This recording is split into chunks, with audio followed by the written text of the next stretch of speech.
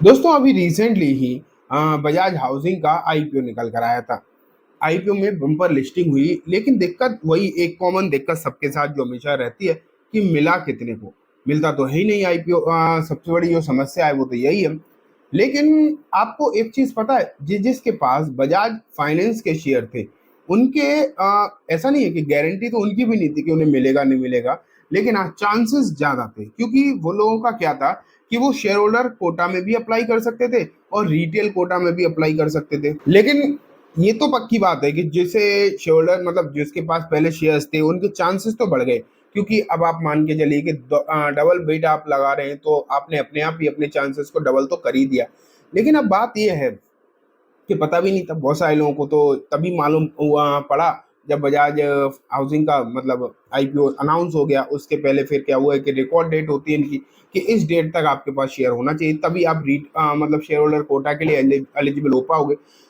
तो दिक्कत तो यही है कि बहुत सारे लोगों को मालूम ही नहीं था। लेकिन ना, आज की इस वीडियो में मैं ऐसे आपको आईपीओ की लिस्ट लेकर आया हूँ आपके लिए। 16-17 ऐसे आईपीओ हैं जिसमें अगर आप देखोगे तो शेयर होल्डर कोटा होने वाला है। और मैं आपको ये तो बताऊंगा ही कि कौन कौन से आईपीओ आ रहे हैं जिनमें शेयर होल्डर कोटा लगेगा। साथ में ये भी बताऊंगा कि उनके पेरेंट शेयर जो है कौन कौन से हैं। और ये तो आप मान के चलिए कि शेयर होल्डर कोटा का जब मतलब एलिजिबिलिटी क्राइटेरिया रखा जाता है तो आपसे ये नहीं कहा जाता, जैसे कि बजाज हाउसिंग फाइनेंस के लिए भी ये नहीं कहा गया था किसी के पास 50 शेयर होने चाहिए बजाज फाइनेंस के तो वो अप्लाई नहीं। एक शेयर भी हो ना पेरेंट कंपनी का, एक भी शेयर अगर आपके पास है, जैसे कि एनटीपीसी का आपने सुन लिया है कि एनटीपीसी का आईपीओ आने वाला है, तो अगर आपके पास एनटीपीसी का सिर्फ एक भी शेयर होगा जो अभी शेयर मार्केट में है, तो एनटीपीसी ग्रीन एनर्जी का जब आईपीओ आएगा ना, तो आप शेयर होल्डर कोटा के लिए ऑटोमेटिकली एलिजिबल हो जाओगे। वहां पर ये क्राइटेरिया नहीं होता कि इतने शेयर होने चाहिए, तो उसकी टेंशन मत लो। एक शेयर तक आप रख सकते हो, फिर कोई दिक्कत नहीं है। बस एक शेयर आपके डीमेट अकाउंट में होना चाहिए। ऐसा ना हो कि एक ही दिन पहले खरीद रहे हो, नहीं, पहले से खरीद रखा हो। जिससे कि डीमेट अकाउंट जब लिस्ट उनकी मतलब जब वो कैलकुलेट करते हैं ना कि हमारे कितने शेयर होल्डर हैं, तो आपका नाम उसमें आना चाहिए। फिर आप शेयर होल्डर कोटा के लिए एलिजिबल हो जाओगे। ठीक है। तो ऐसे ही मैं शेयर मतलब आईपीओ आपके सामने रखने वाला हूँ कि कौन कौन से आईपीओ हैं जो आने वाले समय में आपको देखने को मिलेंगे, और उनकी कौन कौन सी पेरेंट कंपनी क्या है वो भी मैं आपको दिखाने वाला हूँ। ठीक है। तो चलो मैं आपको अपनी स्क्रीन पर लेकर चलता हूँ और फिर वहीं से मैं आपको दिखाता हूँ कि कौन कौन से आईपीओ, अपकमिंग आईपीओ, डेट वगैरह की बात नहीं है। लेकिन आप देख लो, डेट मैं नहीं बता रहा हूँ कि कब आने वाले, क्योंकि अभी सभी की डेट अनाउंस नहीं हुई है। किसी की डेट हो गई है, किसी की अनाउंस नहीं हुई। तो मैं एक लिस्ट रख रहा हूँ जस्ट आपके सामने। ठीक है। तो 1 सेकेंड, ये देखो आपके सामने मैंने अपनी लिस्ट भी रख दी आपकी। सबसे पहला अगर आप देखोगे, ईथर एनर्जी आपके सामने है। ईथर एनर्जी अगर देखो तो इसका जो पेरेंट कंपनी है वो दोस्तों हीरो मोटो कैप कॉप लिमिटेड है, और दूसरी जो कंपनी है हीरो फिनकॉप, ये भी हीरो मोटोकॉप है। तो अगर ऐसा नहीं है कि दोनों के लिए आपको एक एक दो मतलब हीरो मोटोकॉप के शेयर खरीदने पड़ेंगे, ऐसा नहीं। अगर आपके पोर्टफोलियो में एक भी होगा ना, एक हीरो मोटोकॉप का भी शेयर होगा, तो भी इन दोनों आईपी के लिए आप एलिजिबल हो जाओगे, क्योंकि दोनों साथ में तो आएंगे नहीं। ऐसा तो है नहीं एक ही दिन को दोनों खोलने वाले। अगर इन केस ऐसा हो भी गया, वैसे तो ऐसा होगा नहीं, अगर इन केस ऐसा हो भी गया तब भी कोई फर्क नहीं पड़ेगा।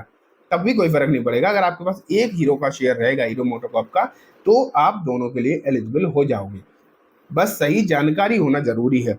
ये आप बहुत सारे लोग सोच रहे होंगे कि कब आएंगे इनके आईपीओ, ऐसा नहीं है, ये लाइंड अप ही है, बहुत जल्दी ही आएंगे। अभी डेट फाइनलाइज नहीं है, किसी की भी डेट इनमें से फाइनलाइज नहीं है। लेकिन हाँ, जल्दी आएंगे, ये बात आप पक्का मान के चलिए। लाइन में तो लगे हुए हैं।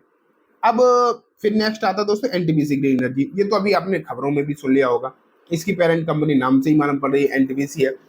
अब एनटीपीसी बहुत सारे लोगों के पास होगा, जैसे हम भी लगातार डिस्कस करते आए हैं, मेरे पास भी एनटीपीसी, बहुत सारे लोगों के पास एनटीपीसी होगा ही। तो है, तो जरूरी नहीं है कि किसी को 50, किसी को 100 की जरूरत है, एक भी रहेगा बहुत है। अगर जैसे आप सोच रहे होगे यार मुझे तो एनटीपीसी में प्रॉफिट बुक करनी है, तो कर लो ना, किसने रोका है। एक शेयर रोक लेना, 300-400 रुपए का ही तो शेयर है, 400 का एक शेयर रोक लेना, कर लो प्रॉफिट बुकिंग। कौन मना कर रहा है। आईपीओ आने के लिए ये थोड़ी कि आपके पास कोई हजारों शेयर की जरूरत है। ठीक है। तो ये तो हो गए 3। अभी ये लिस्ट इतनी ही नहीं है तो आप सोचो कितनी देखो और भाग जाओ, अभी तो बहुत लंबी लिस्ट है। इसके बाद है H D be financial services. H D be financial services नाम से आप नहीं पता कर पाओगे कि कौन है इसकी पेरेंट कंपनी। तो मैंने आपके सामने दे दिया है H D F C bank limited. H D F C bank limited अभी मैं यहाँ पे ये नहीं बता रहा हूँ कि आपको कि कौन सा आईपीओ कितना अच्छा है, कितना बढ़िया खुलेगा, ये मतलब नहीं। वो जब आईपीओ आएगा तो हम डिस्कस कर लेंगे। लेकिन फिलहाल जो इम्पोर्टेंट पॉइंट है शेयरिंग कोटा, वो इम्पोर्टेंट पॉइंट है, वो मैं आपके सामने रख रहा हूँ। इसका एचडीएफसी बैंक तो है ही, फिर नंबर आता है दोस्तों एसबीआई एएमसी। जब एचडीएफसी एएमसी आया था तो एचडीएफसी बैंक वालों के लिए शेयर होल्डर कोटा लगा था। अब एसबीआई एएमसी आ रहा है। जैसे कि पहले एसबीआई का एक और आ चुका ना, एसबीआई कार्ड, तब भी स्टेट बैंक का जिसके पास शेयर था उसे फायदा मिला था। अब एसबीआई एएमसी आ रहा है, तो अब भी जिसके पास स्टेट बैंक के शेयर होंगे उन्हें मतलब एक एक्स्ट्रा एज तो मिल ही जाता है। डबल तरीके हो जाते हैं, चाहे वो शेयर होल्डर में लगाए और मतलब जो लोग शेयर होल्डिंग कोटा में लगाते हैं उनके वैसे भी चांसेस बढ़ जाते हैं, क्योंकि नॉर्मल लोग ज़्यादा होते हैं और शेयर होल्डर थोड़े से कम ही होते हैं, तो इसलिए चांसेस बढ़ जाते हैं। ठीक है, अब नेक्स्ट है आईओसीएल ग्रीन सोलर एनर्जी। अब ये ग्रीन एनर्जी के आईपीओ बहुत आने वाले हैं, क्योंकि ये सेक्टर बहुत चल रहा है, बहुत ज़बरदस्त सेक्टर चल रहा है। तो ग्रीन एनर्जी के जो आईपीओ काफ़ी आएंगे। तो जैसे आईओसीएल आ रहा है, तो इसका वही IOCL Indian oil corporation limited, यही है इसकी पेरेंट कंपनी, नाम से ही मालूम पड़ रहा है। अब जैसे कि एनएलसी है, बहुत सारी कंपनी ऐसी जिनके नाम से मालूम पड़ रहा है कि पेरेंट कंपनी कौन सी है। जैसे कि एनएलसी अगर आप देखोगे तो एनएलसी इंडिया का ग्रीन, ये भी ग्रीन नहीं है, तो यहाँ भी एनएलसी इंडिया है इसका। अब एनएचपीसी का रिन्यूएबल एनर्जी आ रहा है, तो इसकी भी एनएचपीसी है। एनएचपीसी का ग्रीन पावर एनर्जी, देखो दो अलग अलग आ रहे हैं। एनएचपीसी का एनएचपीसी रिन्यूएबल अलग है और एनएचपीसी ग्रीन पावर एनर्जी अलग आएगा। दोनों का जो है पेरेंट कंपनी यही है एनएचपीसी। तो अगर आपके पास एक भी शेयर रहेगा तो आप दोनों के लिए एलिजिबल हो जाओगे। ठीक है, चलो अब आगे चलते हैं। अब कौन है दोस्तों, नेक्स्ट निकल कर आता है एसजेवीएन। ये भी नाम से मालूम पड़ रहा है, एसजेवीएन है आपके सामने, ग्रीन पावर एनर्जी, और इसकी पेरेंट कंपनी जो है दोस्तों वो तो एसजेवीएन है ही। नेक्स्ट है ओएनजीसी ग्रीन एनर्जी। अब ओएनजीसी ग्रीन एनर्जी अगर आप देखोगे तो नाम से मालूम पड़ रहा है भैया ओएनजीसी है, लेकिन ये देखो बेलस्टार माइक्रो फाइनेंस। अब इसे कौन बता देगा नाम से कि कौन सा क्या होगी इसकी पेरेंट कंपनी, किसी को नहीं, नाम से तो वैसे भी नहीं मालूम पड़ा। हाँ, सर्च वगैरह करोगे तो मालूम पड़ेगा, लेकिन वही बात हो जाती है कि जब आते हैं आईपीओ, एग्जैक्टली जब आईपीओ आते हैं ना, तो किसी को इतना ध्यान नहीं रहता, फिर लोग लगा देते हैं, और जब तक फिर रिकॉर्ड डेट भी निकल जाती है, रिकॉर्ड डेट निकल जाती है फिर तो वैसे भी कोई फर्क नहीं पड़ता, चाहे आप कुछ भी करते रहो।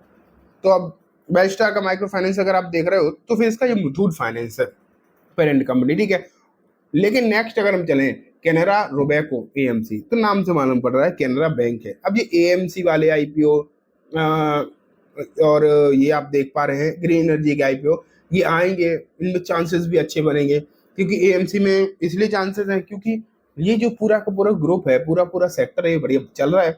जितनी भी एएमसी शेयर आप देख रहे हो, शेयर मार्केट से जुड़ी हुई जो कंपनी है, एएमसी काम किया म्यूचुअल फंड वाली तो है, तो जो भी शेयर मार्केट से जुड़ी हुई कंपनी है उनका अभी भी अच्छा काम चल रहा है और उनका बढ़िया चल रहा है सब कुछ। तो आप ये मान के चलो कि क्या कह सकते हैं, बेसिकली इनके आईपीओ आएंगे तो सब्सक्राइब भी बढ़िया होंगे और रिटर्न भी यहाँ पर अच्छे खासे मिलने के चांसेस बनेंगे। ठीक है, आगे बढ़े।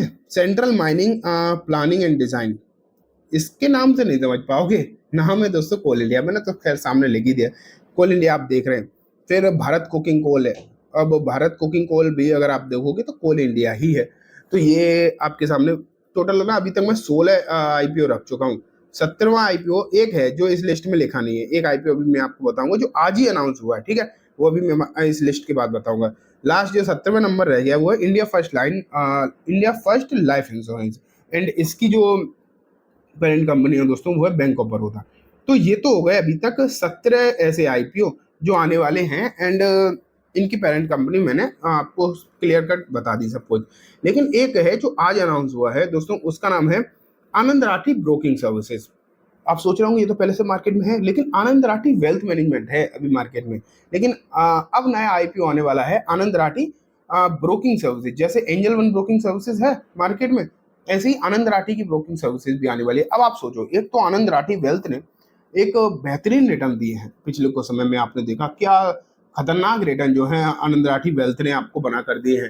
और जब आनंद राठी वेल्थ ने इतने बढ़िया रिटर्न दिए हैं, तो आनंद राठी की जो ब्रोकिंग सर्विस आई है वो वैसे भी अच्छा तो है ही, अच्छा तो कर ही रहे हैं। और जब उनकी ब्रोकिंग सर्विस का आईपीओ आएगा तो आप सोचो कि उसकी परफॉर्मेंस जो किस तरीके की हो सकती है, क्या शानदार हो सकती है। तो आनंद राठी, मैं ये नहीं कहता, देखो मैं ये भी नहीं कहूँगा कि आप सब खरीद डालो, खरीद लो, वो श्योरली आप पर डिपेंड करता है क्या करना है, लेकिन हाँ जानकारी होना जरूरी है।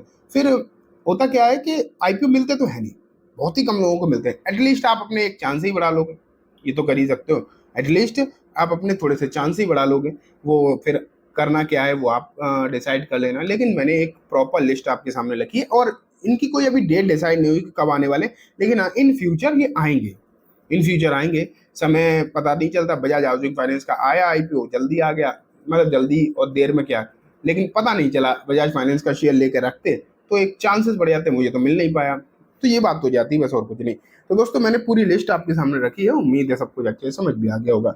अब मैं इस वीडियो को यहीं खत्म करूंगा। जाने से पहले बस एक बार बोलना चाहूंगा, वीडियो अच्छी लगी है तो लाइक करना, चैनल को भी जरूर सब्सक्राइब करना, जाते थे बेल आइकन दबाना। और हाँ, अगर आप चाहते हैं कि मैं इस चैनल पर आईपीओ से रिलेटेड वीडियो भी लेकर आऊँ, तो आप मुझे कमेंट में आईपीओ लिख कर जरूर बताना, जिससे कि मैं इन फ्यूचर आईपीओ से रिलेटेड वीडियो लगातार लाऊंगा। Thank you.